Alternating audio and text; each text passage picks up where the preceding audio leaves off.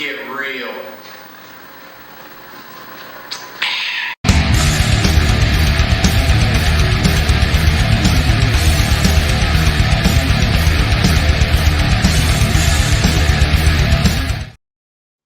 All right, so again, if this is your first time and you don't know, I'm a personal trainer. I own my own business, and I train people out of my studio. And I've always said, and this goes out, and again, by no means am I an expert. Please always go research other things, always. But for my 20 plus years of doing this and my experience,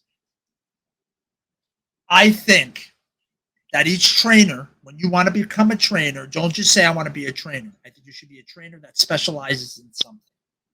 If you want to ever set yourself apart from other trainers, you need to specialize in something, whatever it is, it doesn't matter. Just specialize in something and get really good at it.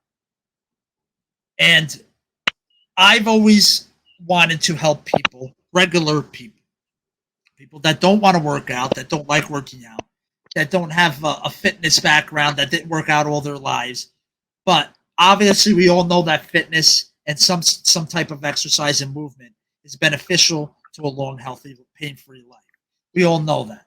And unfortunately, a lot of trainers, a lot of equipment, a lot of health food, a lot of supplements, all that is put towards more of somebody wants to be a bodybuilder or an athlete of some sort, power lifter, CrossFitter, baseball, basketball, football, something like that. Physique model. Nothing is for, like Thornton Mellon, the regular guy. Actually, no, dude, that was back to school. You're right. As I said it, I realized it. You're absolutely right. You mean Monty?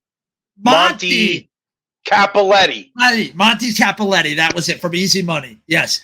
Thank Mr. you. Capoletti. Yes. Which is another great movie. I was thinking of Back to School. I don't know why I thought of that before Monty. Because you know what? Back to School plays all the time. It's rare to find another Easy classic. Money. Yeah, that's a yeah.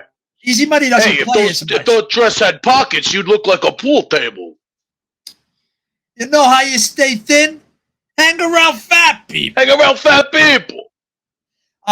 So anyway, so I wanted to help regular people find a path to being healthy without all the noise and the bullshit. And that's why I started my business, Realistic Fitness. Now, as I've learned over the years, that pain doesn't associate all the time where the problem is. And a lot of times it's hard for people to not associate the pain where the problem is. So for an example, let me bring this up. Here's just the human body with all the muscles, okay? So I'm going to make it just a tad bit bigger. All right. So, you know, you might have pain in your elbow, say, or even your wrist. Most people are going to say, well, I got to stretch it. Or they're going to say, I hurt it somehow. Or they're just going to deal with it, depending on how severe the pain is. Same thing with elbow, tennis elbow, whatever. You want to throw in slight tears and some kind of tendon, throw that in there too. I'm not talking about a big tear, full tear, anything like that. You're fucked. Then you got a road of rehabilitation ahead. I'm talking about a small tear, or an overexertion or overstretch, or there's a muscle that's. What I'm trying to say is, I'm getting ahead of myself. So you have this pain around these joint areas. You want to associate it. Most people want to associate it with the joint, right? Wouldn't you say that, dude? Like, again, a person who's not into fitness isn't really maybe the most healthy person. They're gonna associate pain with that. Then they're gonna go to a doctor. And again, in my opinion, a lot of times for chronic pain, a doctor is not needed. And if you go, they're gonna find something. And that's where the whole cause and effect comes in. So they're going to come in and maybe they're going to find the slight tear. Maybe they're going to come in and see some cartilage deteriorated or gnawed away. They're going to find stuff like that. And what are they going to do?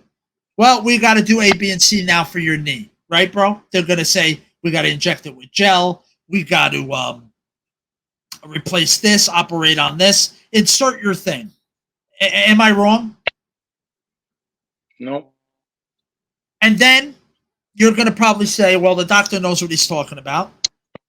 And I'm just going to go with it. Okay, doc, operate on me. Yep, whatever you say. Whatever you say. You're the god in the white coat. You got all those fancy pieces of paper up there.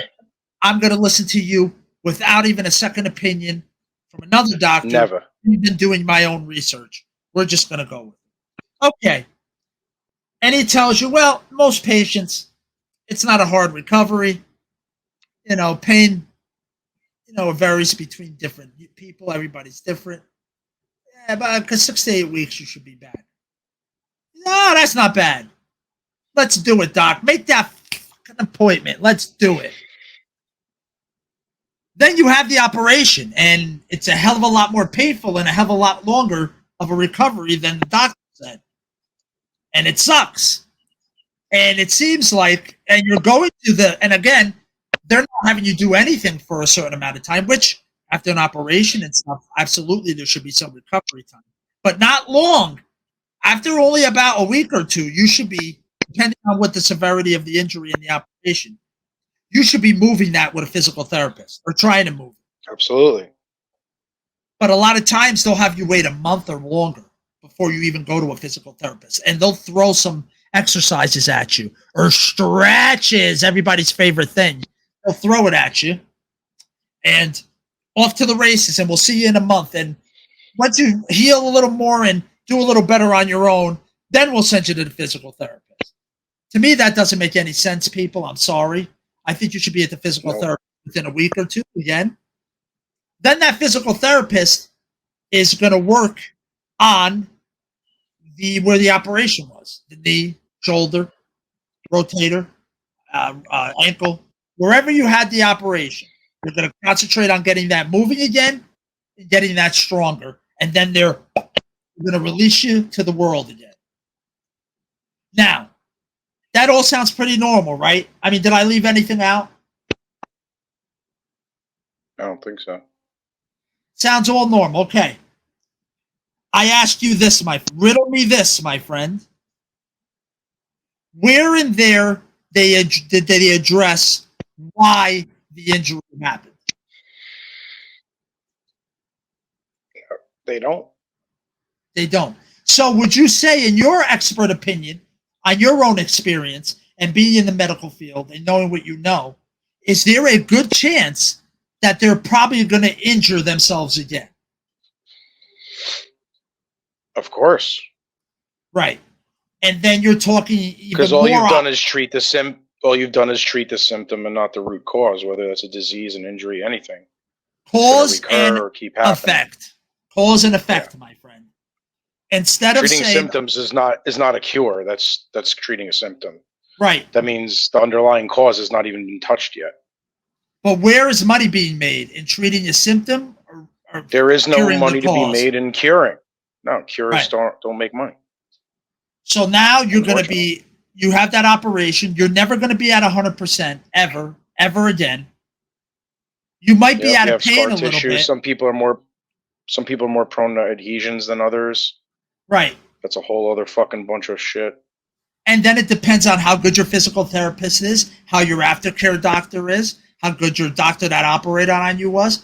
There's a lot of factors to consider when, in a lot of cases, even with a slight injury or pain, if it's chronic pain. Now, again, I want to reiterate, acute pain is I was running and I broke my ankle and it hurts.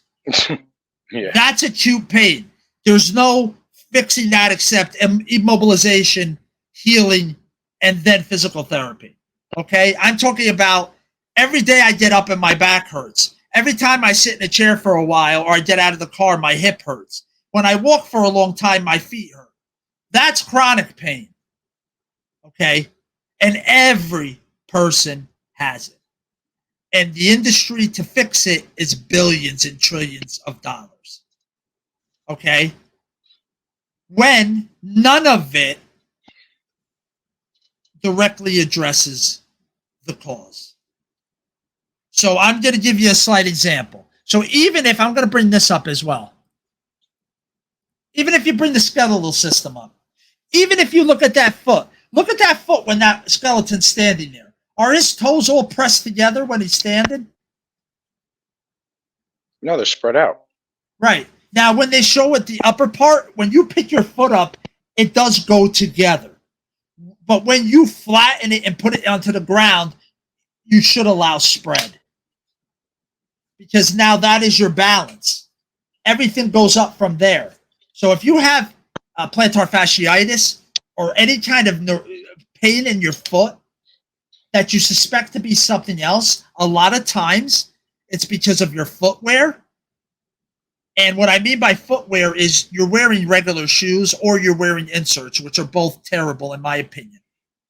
You need to wear no shoes or zero drop shoes with like no rubber, basically almost walking barefoot except for the rubber. I wear them myself. They were a game changer for me. Tom has worn them. And again, you have to do that in conjunction with making sure now all those years of walking with, I don't want to call it a defect, but with an irregularity, other things had to compensate in a bad way. So you have to go in and fix all those things and make sure that your body, your brain and your body have a connection again and you can move. You have to address the cause. And this has been my fight because you know what people don't sell on social media, social media is people talking about the causes and fixing it. You know what helps? When you're just cracking people. People love chiropractic crack videos. That sells on social media. You know, physical therapy videos of people doing weird stuff at physical therapy who can't walk and stuff and are starting to move for the first time. That sells. Bob, who has pain in his knee, that needs to wake up his glutes and get his mind and his ass talking again. Nobody wants to hear about that. So it's really hard to get it across to people. And people don't want to go with Occam's razor. They don't want to go with the obvious thing. Maybe something I'm doing is causing my pain and I should fix that thing. And then my pain will probably go away. And that's cause and effect. And that's the biggest gripe I have and the biggest thing I could tell with everybody. And without getting technical, we'd be here forever. I'm not going to get technical into your elbow hurts because of this and this. Your wrist might hurt because this and this. We can in the future, if you guys want to hear that. I talk about that on my training stuff, on my training channel, which I have for my personal training business. I do talk about that more in depth there sometimes. But if you'd like to hear a video like a Get Real segment more about that, I can give examples and tell you. So you let me know about that. But what I want to get at is if you have chronic pain, something you're doing is causing it. It's not a magic spell on you or a curse. You did not hurt yourself technically. It is something you're doing in your everyday life that is causing it.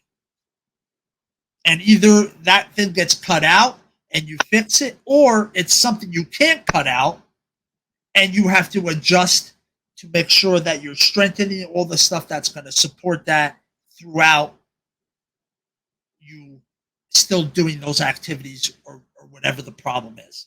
Because a lot of times maybe it's your job. Maybe it's your physical job that's causing you some pain. What do we do in that situation? So I'll give you a quick example. If somebody's having problems, if they're picking up and down boxes for their job. We both worked at warehouses for a long time, both of us. We delivered hardwood floor. We delivered all kinds of crap that was heavy. You do enough of that, it takes a toll on the body. So for me, someone came to me from work-related pain or work onset pain. I would work on getting better movement patterns and strengthening muscles that would help them do their job more efficiently, and that would keep them out of pain. Because in that case, I can't tell them to just quit their job. You know, they have to do their job a lot of times. But there's ways to make your workouts about making that job better. And I do that with clients now with their hobbies. If their hobbies are the things that are hurting them, biking, whatever, then I make their workouts so it offsets the stuff they're doing that's hurting them. It makes them stronger in their activity. That's what workouts should be. That's realistic fitness. That's what workouts should be for regular people, everyone.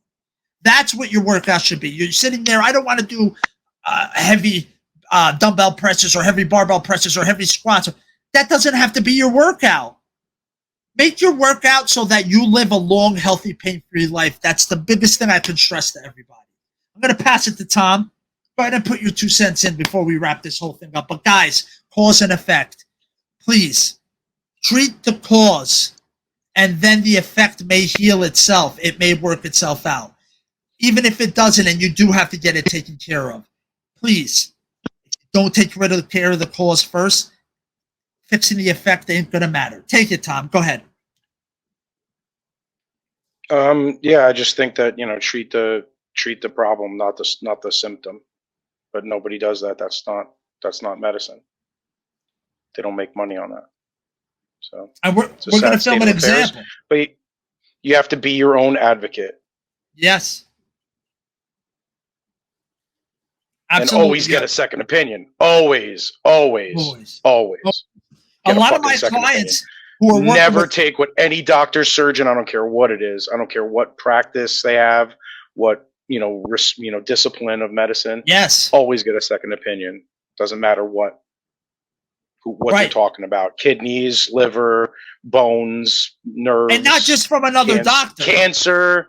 Like, not just from another. Do your own research. Do your own research. Yeah, do your own research. Be your own advocate. There's a lot 100%. Of natural ways. A lot of natural ways to fix your condition that they don't make money on. So they don't want you to do it. Exactly. They don't want you to ground. They don't want you to walk barefoot and ground outside. They don't want you to get vitamin D from the sun, go outside. Or they don't want your circadian rhythm to be on. Like they don't want any of this shit, and it's all free. They don't want you to learn how to breathe properly. Right. Like literally today, just for an example, today we had a patient that, I'm not going to say their name, obviously, HIPAA. But anyway, so there was a patient, their blood pressure was really, really high, really, really high. And they were nervous. They also had the white coat syndrome. They were a little nervous about this little procedure they were getting. Of course. And their blood pressure was obviously elevated. And they were like, wow. And like, we're looking at the number and we're like, not good. You got to do something about that. And I just said to her, because she was very scared and she was nervous. And I'm like, have you ever tried breathing? I'm like, because let's be honest. When the thing squeezes your arm, you're nervous because you're getting tested. Any test, whether it was a school test or a medical test or whatever diagnostic test, you're always going to be a little nervous. Like, oh, they're going to tell me I'm dying. Like, you know what I mean? Like, so as you're sitting there, what are you naturally going to do if you're a little nervous? You're going to hold your breath.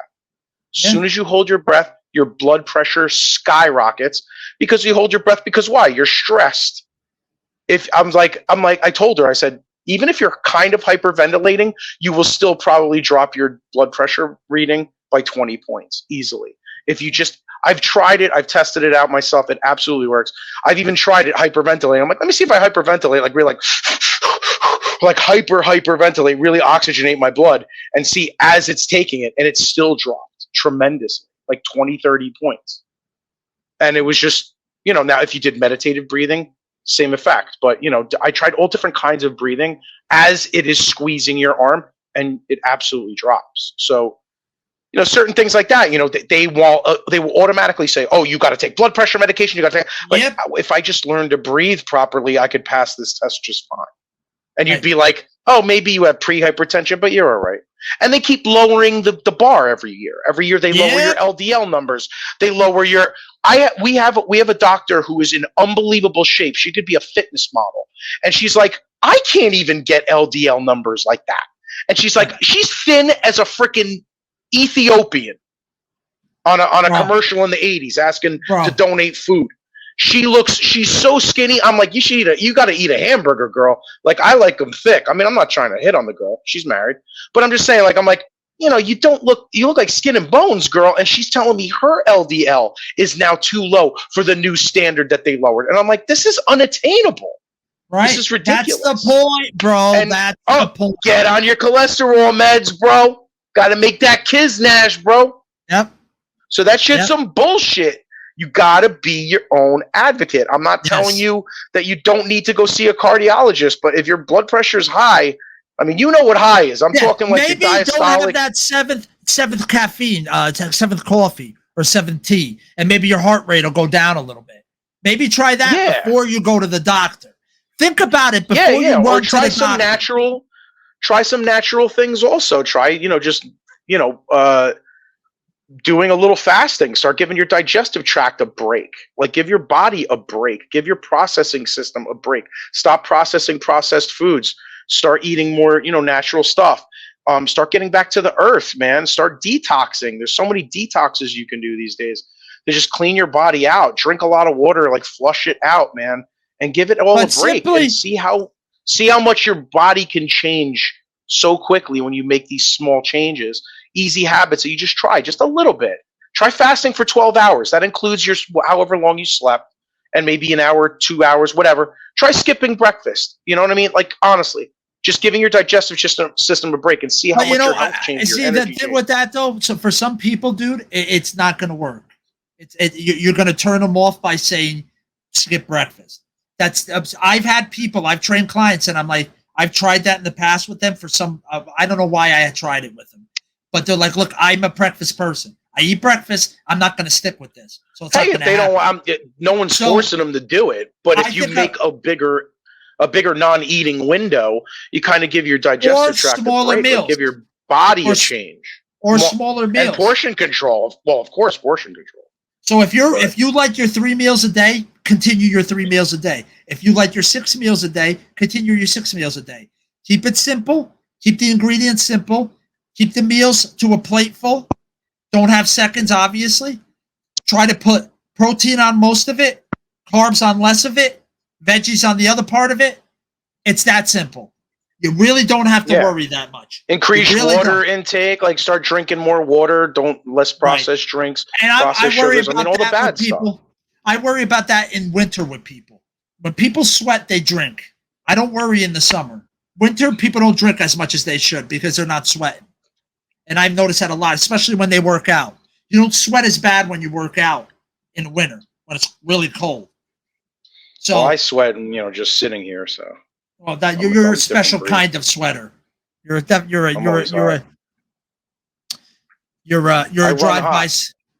drive-by sweater. I wear shorts in the winters usually. Well, dude, I don't own pants. I wear nothing but shorts here. So. Well, I'm talking about for Jersey winter, not Arizona. I would still do it as long as I got a sweater and a scully. I'm good, and some gloves. I'm good.